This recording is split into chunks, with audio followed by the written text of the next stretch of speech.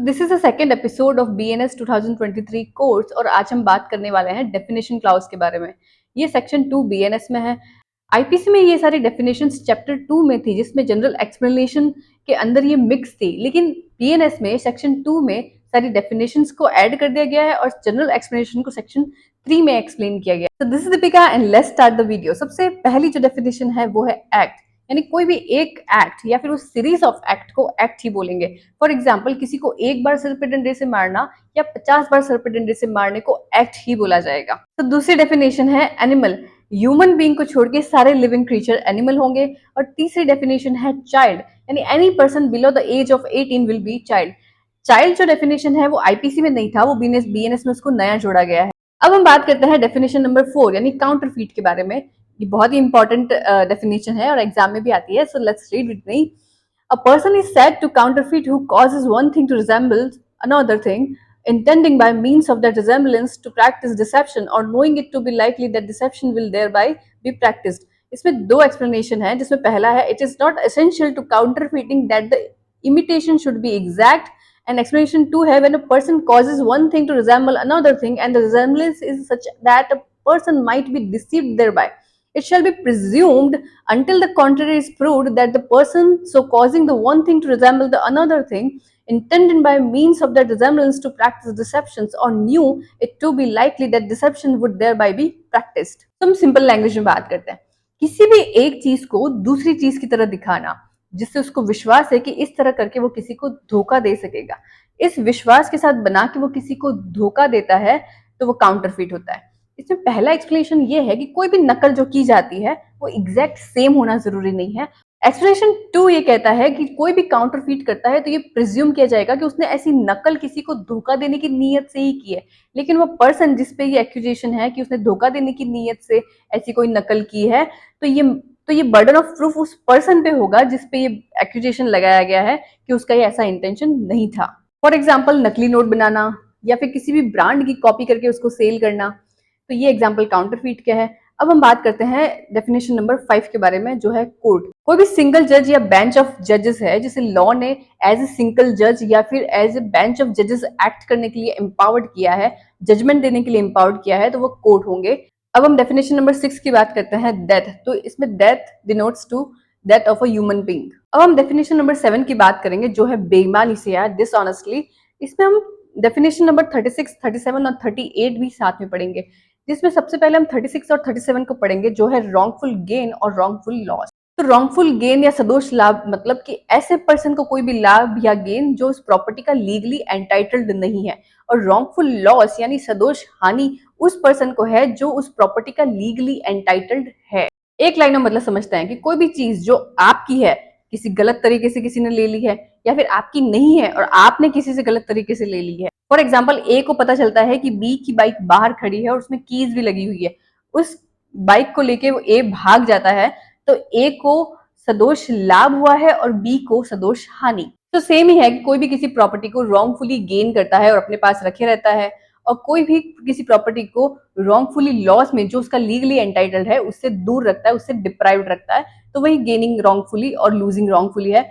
For example जैसे ए ने B की प्रॉपर्टी पर कब्जा कर लिया है तो उसे सदोष लाभ होगा, और बी की जो उसका लीगली एंटाइटल्ड है उसकी प्रॉपर्टी में से उसको बाहर निकाल देता है तो उसको रॉन्गफुल लॉस होगा, यानी सदोष हानि बी को हो। तो अब हम पढ़ते हैं डेफिनेशन नंबर 7 यानी बेईमानी से। तो किसी एक पर्सन को रॉन्गफुल गेन करके किसी दूसरे पर्सन को रॉन्गफुल लॉस करना, इंटेंशनली कोई भी रॉन्गफुल गेन या रॉन्गफुल लॉस करता है तो उसे बेईमानी करना कहेंगे। तो अभी हमने यहाँ पे 4 डेफिनेशंस को कवर किया है, जिसमें डेफिनेशन नंबर 7, 36, 37 और 38 है। अब हम आगे की डेफिनेशन नंबर 8 पढ़ेंगे, जो है डॉक्यूमेंट्स। तो कोई भी लेटर्स, फिगर और मार्क किसी भी सब्सटेंस पे लिखे गए हो, उनका पेपर पे लिखा हुआ होना जरूरी नहीं है, और कोई भी इलेक्ट्रॉनिक और डिजिटल रिकॉर्ड एविडेंस होगा। पहले इलेक्ट्रॉनिक और डिजिटल रिकॉर्ड्स की डेफिनेशन अलग थी, लेकिन बीएनएस में उसको मिक्स कर दिया गया है। फॉर एग्जाम्पल चेक है, पावर ऑफ अटॉर्नी है, मैप है, प्लान है, इस तरह के कोई भी एविडेंस जो है वो डॉक्यूमेंट्स कहे जाएंगे। एक्सप्लेनेशन 1 ये कहता है कि फर्क नहीं पड़ता है कि जब भी वो रिटर्न किया गया है या जब भी वो एविडेंस दिया गया है तो उसे एविडेंस देने के इंटेंशन से दिया गया है या कोर्ट में पेश करने के इंटेंशन से दिया गया है, ये जरूरी नहीं है। एक्सप्लेनेशन 2 ये कहता है कि किसी भी ट्रेड या बिजनेस में कोई भी लैंग्वेज यूज की जाती है, किसी भी चीज के बारे में लिखा जाता है, भले ही वो क्लियर नहीं लिखा गया हो तो भी ये माना जाएगा कि वो ट्रेड और बिजनेस की लैंग्वेज में ही लिखा गया है। अब हम बात करते हैं डेफिनेशन नंबर 9 के बारे में, जो है कपट। यानी कोई भी कार्य जो कपट करने के इंटेंशन से किया गया है तो वो कपट कहा जाएगा। अब हम बात करते हैं डेफिनेशन नंबर 10 के बारे में, जो है जेंडर। तो when we use the pronoun he, तो वहां पे मेन, वुमेन और ट्रांसजेंडर तीनों आएंगे। पहले ट्रांसजेंडर को आईपीसी में ऐड नहीं किया गया था, लेकिन अभी बीएनएस में उसे ऐड किया गया है।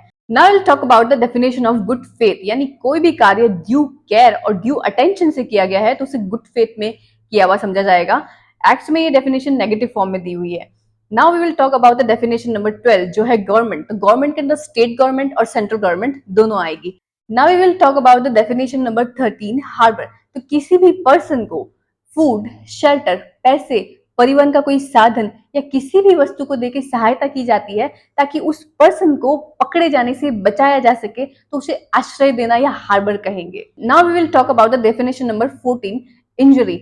इलीगली किसी भी पर्सन को बॉडी, माइंड, प्रॉपर्टी और रेपुटेशन से कोई भी हानि पहुंचाना इंजरी होगा। Now we will see the definition number 15, illegal and legally bound to do it.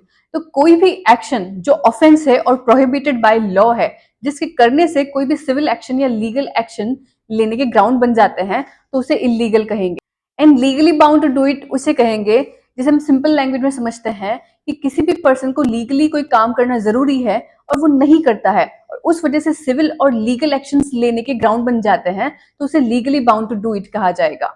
Now the definition number 16, जज। यानी कोई भी पर्सन या फिर ग्रुप ऑफ पर्सन जिसे जजमेंट सुनाने के लिए लॉ से ऑथराइज किया गया है और जिसे एज ए जज डेजिग्नेटेड किया गया है, तो वो जज होगा। Now the definition number 17, life. यानी किसी ह्यूमन बीइंग की life. Now the definition number 18, local law. और इसके साथ हम एक और डेफिनेशन पढ़ेंगे, जो है definition number 30, special law. Definition number 18 local law के बारे में बात करती है।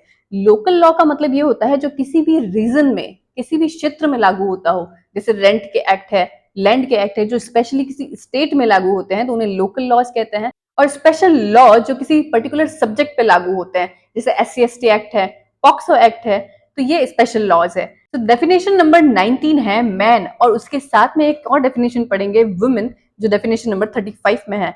तो मैन मतलब किसी भी एज का मेल पर्सन मैन होगा और किसी भी एज की फीमेल पर्सन वुमेन होगी। तो डेफिनेशन नंबर 20 है month and year. Gregorian calendar के हिसाब से जो भी मंथ और ईयर होते हैं, वही मंथ और ईयर इसमें माने जाएंगे। अब हम बात करते हैं डेफिनेशन नंबर 21 के बारे में, जो है मूवेबल प्रॉपर्टी। तो हर ऐसी प्रॉपर्टी जो अर्थ और लैंड से परमानेंटली अटैच्ड ना हो, उसे मूवेबल प्रॉपर्टी कहेंगे।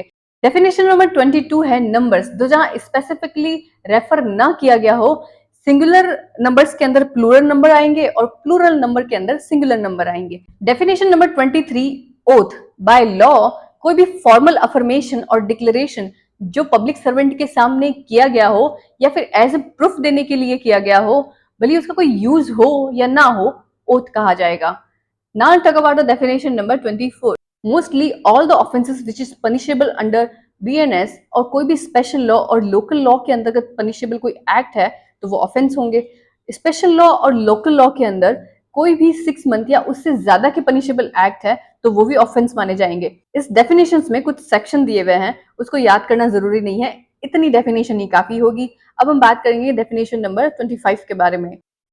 ओमिशन, तो किसी कार्य को न करना ओमिशन है, ये सबको पता है। तो एक बार ओमिशन करना या सीरीज ऑफ ओमिशन ओमिशन कहा जाएगा। डेफिनेशन नंबर 26 है पर्सन। कोई भी कॉर्पोरेट, एसोसिएशन या व्यक्तियों का समूह पर्सन कहा जाएगा।